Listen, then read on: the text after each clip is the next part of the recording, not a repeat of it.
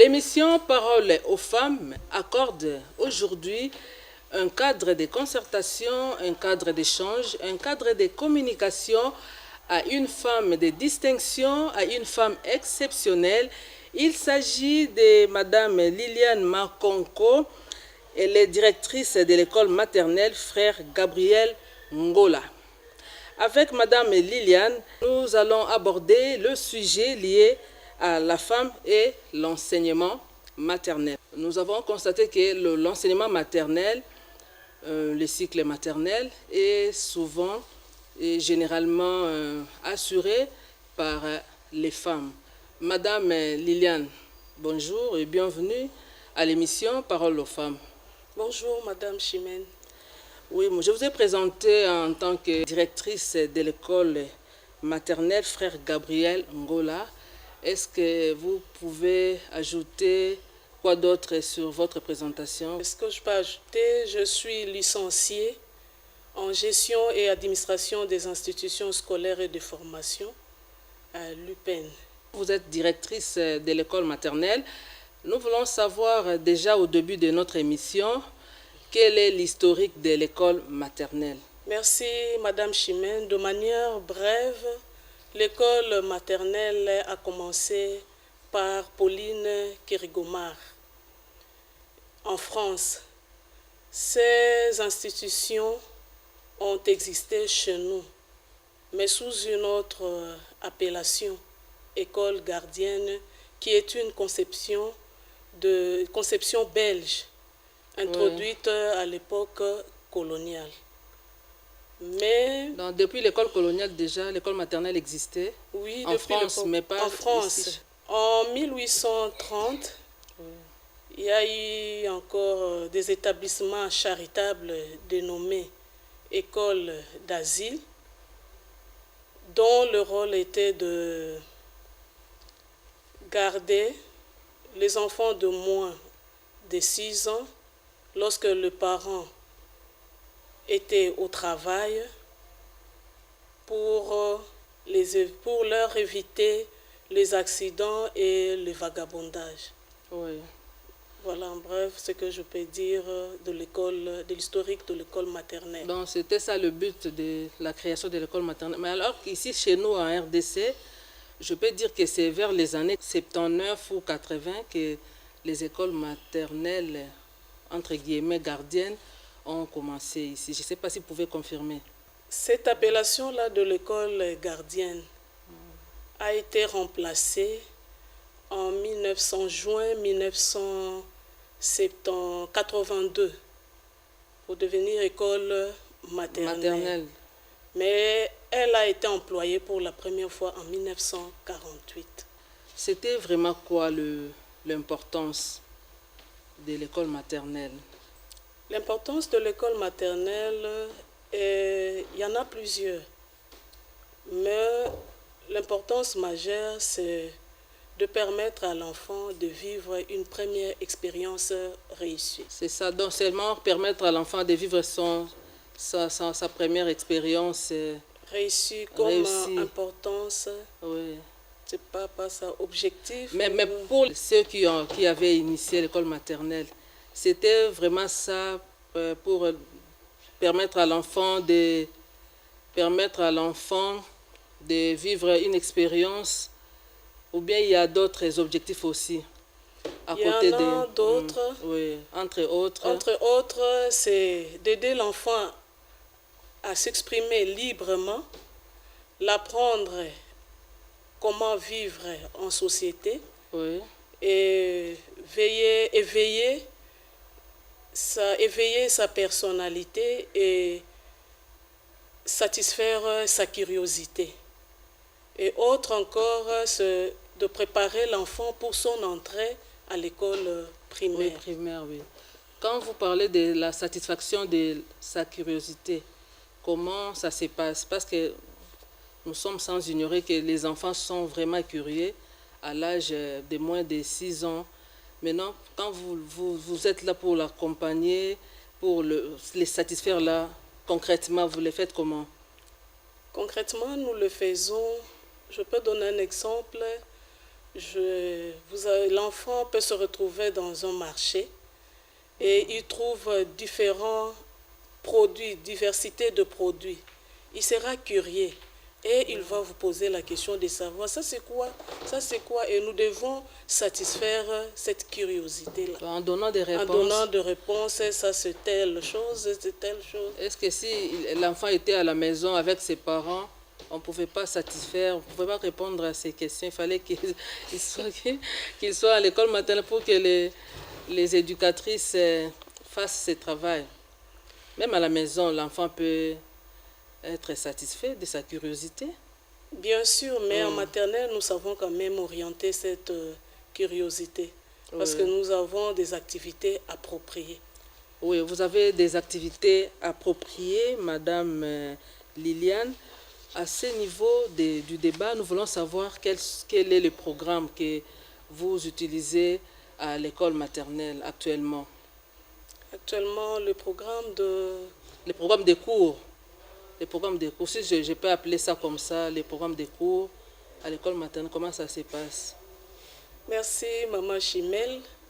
À l'école maternelle, ce que vous appelez cours ou branche, nous, à l'école maternelle, nous intitulons ça comme activité. Ok, activité. Donc, à l'école maternelle, nous avons 14 activités, dont 12 activités au niveau 1, donc chez les 3 ans, nos petits amis, et chez les 4 ans et 5 ans, il y a 14 activités. Mais nous, on sait qu'en maternelle, les enfants sont là pour chanter, pour réciter. Mais là, vous nous parlez de 14 activités. Comment c'est réparti? Les 14, en maternelle, on ne vient plus pour chanter et danser. Il y a tout un programme. Il y a tout un programme que nous suivons. Le programme a évolué. Oui. Et il y a tout un programme que nous suivons. Et c'est ce que nous essayons d'enseigner aux enfants. Mais si vous pouvez énumérer quelques activités que vous avez pour aider les enfants chez les 3 ans, chez les 4 ans et chez les 5 ans. Il y a l'activité mathématique, activité sensorielle, activité de vie pratique, activité exploratrice, mais avec le nouveau programme qu'on a changé le nom, qui deviendra maintenant activité exploratoire. Il y a activité d'éducation physique, il y a activité musicale, il y en a beaucoup. Beaucoup, si je ne peux pas citer celle-là. Ok. Madame Liliane Makonko, est-ce que actuellement vous utilisez quelle méthodologie pour apprendre aux enfants vos activités là? Quand même, il y a une méthodologie. Oui, Maman Chimel, il y a toute une méthodologie. Oui, vous utilisez à l'école maternelle, on ne fait rien sans matériel didactique. Je donne un exemple, par exemple, pour apprendre à l'enfant le chiffre 1. Je dois commencer par la représentation d'un objet. Et il faut qu'il y ait de matériel didactique. Sans matériel didactique, aucune activité ne se donne en maternelle. Comment les enfants sont occupés pendant les temps libres? Le temps libre n'est pas une activité autre. C'est parmi les 14 activités énumérées. C'est à partir de ces activités libres-là que nous allons découvrir si tout ce que nous avons donné lors des autres activités, si la matière est vraiment assimilée. Parce qu'à partir des activités libres, l'enfant s'exprime librement. Il est en société avec ses amis et nous savons voir si telle matière a été fixée. Par exemple, l'enfant, pendant les activités libres, nous avons des coins que nous appelons des coins jeux, coins bibliothèque, coins bureau, mais qui dépendent de termes exploités. Parce qu'en maternelle, nous exploitons des termes qui peuvent durer pendant 1 semaine, 2 ou 3. Mais quand nous exploitons ces thèmes-là, C'est à partir de ces thèmes-là que nous allons organiser le coin G, que les enfants vont utiliser pendant le temps libre. Et en ce moment-là, nous allons découvrir l'ami qui s'intègre ou qui est l'ami qui s'intègre ou soit qui est égoïste, savoir si par exemple en activité sensorielle où nous étudions, nous avons la notion de couleur, est-ce que l'enfant a retenu? Parce qu'en arrivant dans ce coin jeu-là, il peut trouver soit l'animal, un animal, il peut dire directement, il avance vers ce coin jeu-là, il va récupérer le jouet pour dire, ah, ça c'est un animal qui a telle couleur, qui a 4 pattes. En ce moment-là, quand il parle, nous retrouvons même l'activité mathématique, l'activité mathématique, parce qu'il va parler du chiffre 1. Il sait que je trouverai un animal, et cet animal-là a la couleur rouge, et à part ça, il peut découvrir aussi le côté dominant de l'enfant. Côté gauche ou droit à partir de ces temps libres. Les temps libres, nous laissons les enfants jouer librement, mais nous orientons le jeu et l'enseignante ou l'éducatrice suit pour essayer de voir qu'est-ce que chaque enfant a développé en apprenant pendant lors de son apprentissage. Oui. Madame Liliane, donc pendant ces temps, nous pouvons dire que c'est une activité, c'est vraiment un cours, donc ce n'est pas un temps pour que les enfants jouent ou bien qu'ils fassent n'importe quoi. Parce que vous vous êtes présenté en tant que licencié à l'UPEN, maintenant les éducatrices des maternelles sont formées où? Il y a des centres de formation des éducatrices maternelles ici à Kinshasa. Ces centres-là de formation sont affiliés à l'EPST et qui ont l'agrément. Et c'est là où que les éducatrices suivent la formation d'éducatrices maternelles. Oui, si on peut revenir un peu en arrière, parce qu'il y a des parents qui disent que l'école maternelle coûte cher. L'école maternelle coûte cher, il ne peut pas mettre son enfant en maternelle. Il attend, un parent qui attend seulement que l'enfant atteigne 6 ans pour qu'il soit orienté directement à l'école primaire. Mais vous avez insisté au début qu'il y a des avantages de l'école, d'envoyer l'enfant à l'école maternelle pour qu'il commence son éducation, son orientation, et puis ce n'est qu'après l'enfant va aller à l'école primaire. Maintenant, si vous pouvez nous énumérer quelques avantages vraiment les plus importants pour que les parents aussi retiennent et qu'ils soient décidés d'envoyer leurs enfants, les parents hésitants qui jusqu'ici n'aiment pas envoyer leurs enfants à l'école maternelle. Je dirais aux parents hésitants d'envoyer leurs enfants à l'école maternelle. Un enfant qui fréquente l'école maternelle a beaucoup d'avantages. Généralement, il n'aura pas peur du public. Et autre avantage, il va améliorer son langage. Oui. Il va améliorer son langage. En venant à l'école, il avait un langage bébé. Mais à partir de l'école maternelle, l'enfant peut formuler de phrases. L'enfant peut formuler de phrases et autre avantage encore, il aura un raisonnement vraiment cohérent et qui sera construit aussi. Oui. Donc aux parents hésitants d'envoyer leurs enfants à l'école maternelle de l'âge de 3 ans pour que l'enfant soit bien orienté déjà à l'école primaire. Madame Liliane, notre sujet d'aujourd'hui c'est la femme et l'enseignement maternel. Nous sommes curieux de savoir pourquoi l'enseignement maternel est généralement assuré par les femmes. Merci, Maman Chimel. L'enseignement maternel est assuré généralement par les femmes parce que la femme a un grand cœur. La femme est patiente. La femme supporte. Et un peu plus loin, partant même de l'historique, le mot maternel vient de maternus, qui signifie qui a trait ou qui appartient à la maman. À la maman, oui. Alors, certains soins que les mamans peuvent administrer aux enfants, le papa ne sauront pas. Je vois chez nous, à l'école maternelle Frère Gabriel Ngola, un enfant qui demande, qui a besoin d'aller aux installations hygiéniques. Aussitôt demandé, j'ai besoin de faire caca, il le fait. Et je ne sais pas si un papa peut supporter.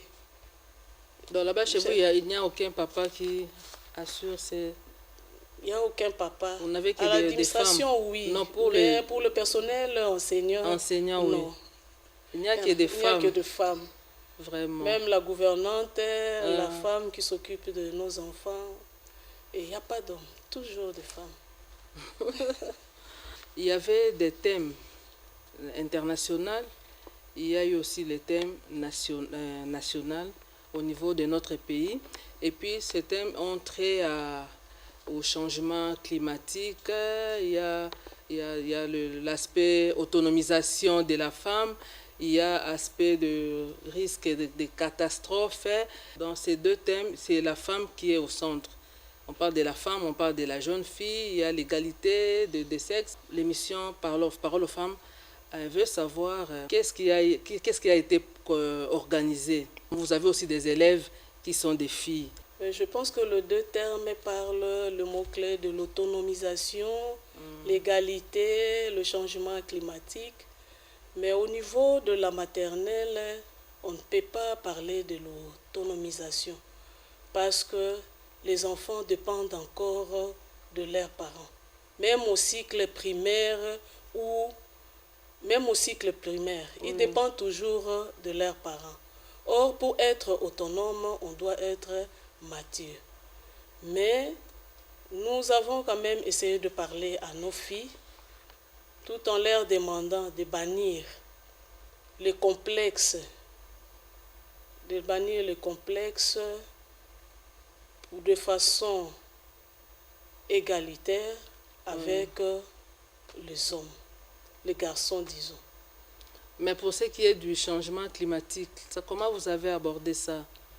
Pour ce qui est du changement climatique, comme nous avons une activité que nous appelons activité de vie pratique, oui, où nous imitons de différents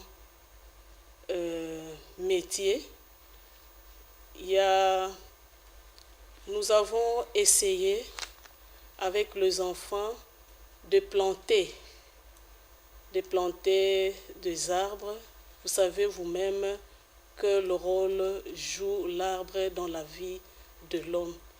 Bien que le thème est un peu difficile par rapport au niveau de la maternelle, oui. Mais nous avons essayé quand même de planter des arbres pour lutter contre ces changements, contre les changements climatiques. Oui.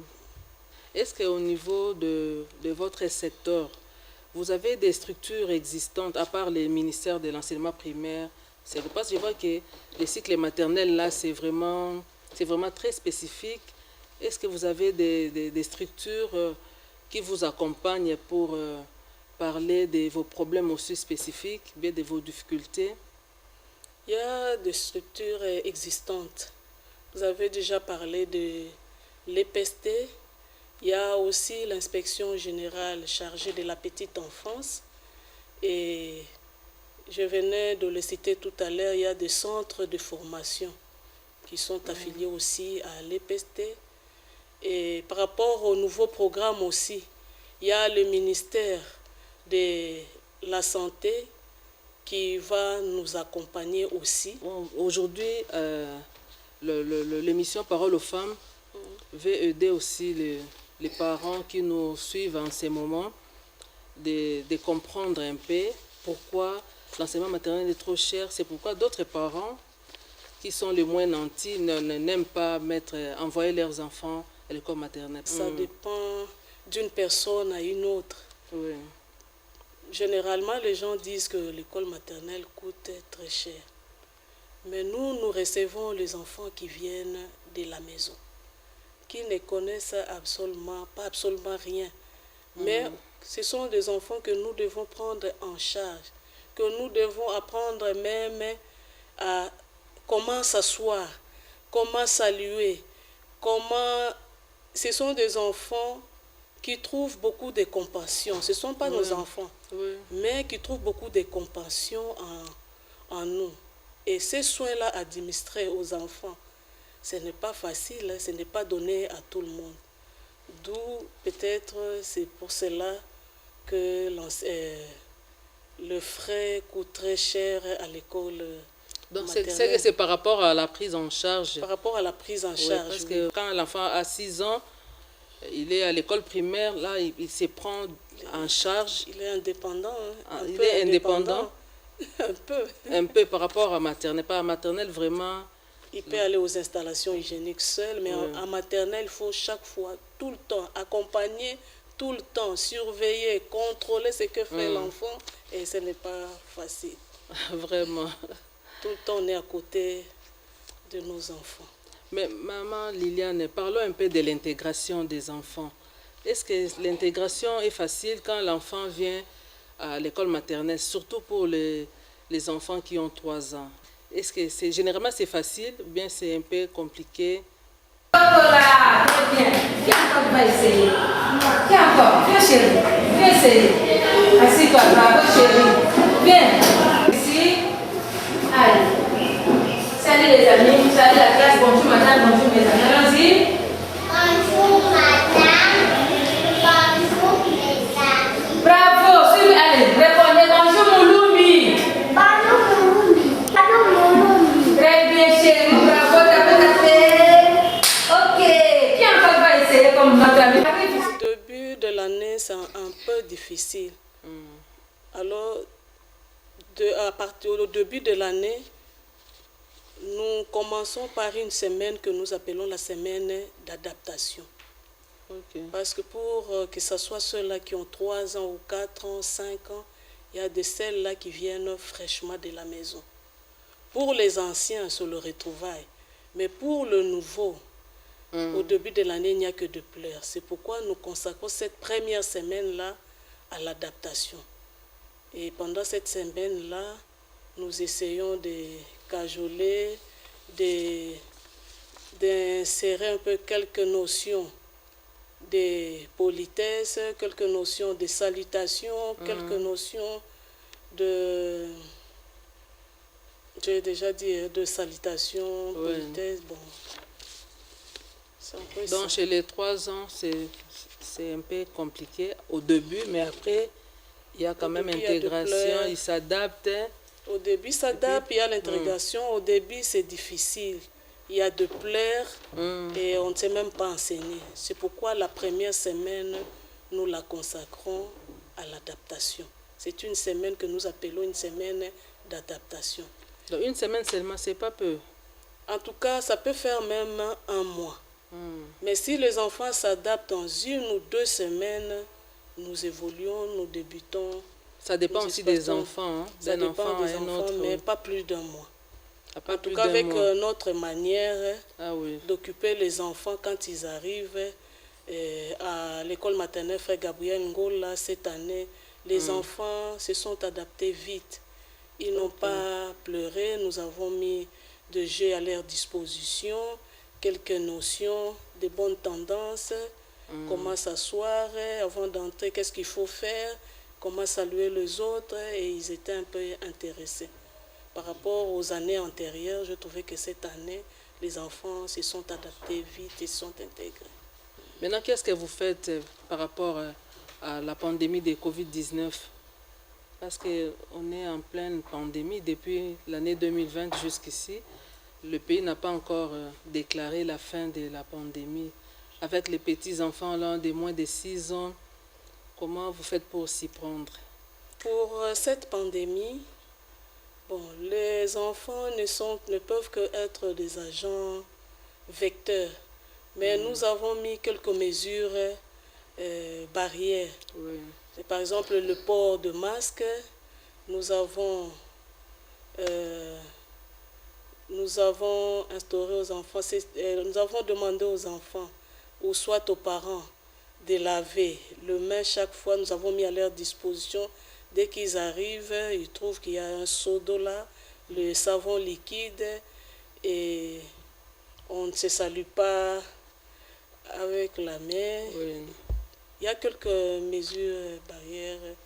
Vous m'avez soufflé au couloir là que vous organisez des sorties pour amener les enfants toujours à bien pénétrer la matière. Parce qu'à l'école, déjà, les éducatrices sont là pour donner les cours, la matière aux enfants. Maintenant, en dehors de ça, vous avez encore des sorties. C'est pour aller regarder la nature. C'est pour quel but les sorties que vous organisez à l'école maternelle?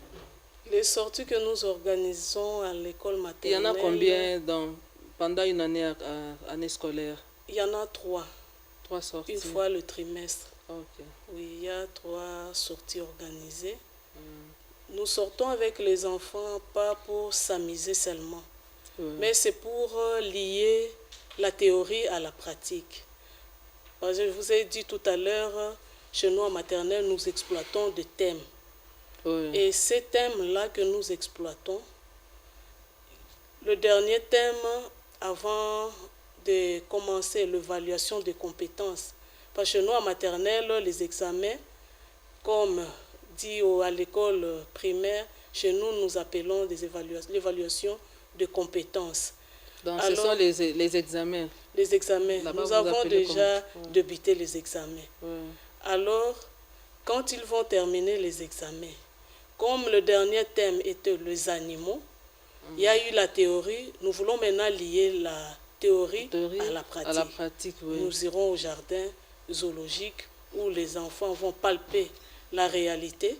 Parce qu'à l'école maternelle, c'est le concret qui reste dans la tête de l'enfant. L'abstrait, l'enfant retient rarement. Il faut que l'enfant puisse palper la réalité. Il a étudié le cheval, il ira au zoo, au jardin botanique, il trouve le cheval en question. Donc c'est pour juste lier la théorie à la pratique. À la pratique. Et puis généralement c'est bénéfique pour les enfants. Quand ils viennent de là, ils sont compétents, donc il y a un changement, il y a une amélioration. Oui, oui, il y a une amélioration. Ok. Oui, Madame Liliane, nous avançons vers la fin de notre émission. À ce niveau, nous voulons savoir qu'est-ce que vous souhaitez à l'avenir pour toujours l'amélioration de l'enseignement maternel. Parce que vous êtes directrice, je suis vraiment convaincue que vous avez des difficultés auxquelles vous êtes confrontés. Je ne sais pas s'il n'y en a pas. Maintenant, qu'est-ce que vous souhaitez à l'avenir par rapport à votre secteur? Par rapport à notre secteur, partant de l'intitulé de l'EPST, c'est l'enseignement primaire, secondaire et technique. Oui. Donc nous ne sommes pas encore détachés de ces ministères. Nous sommes l'appendice de ces ministères.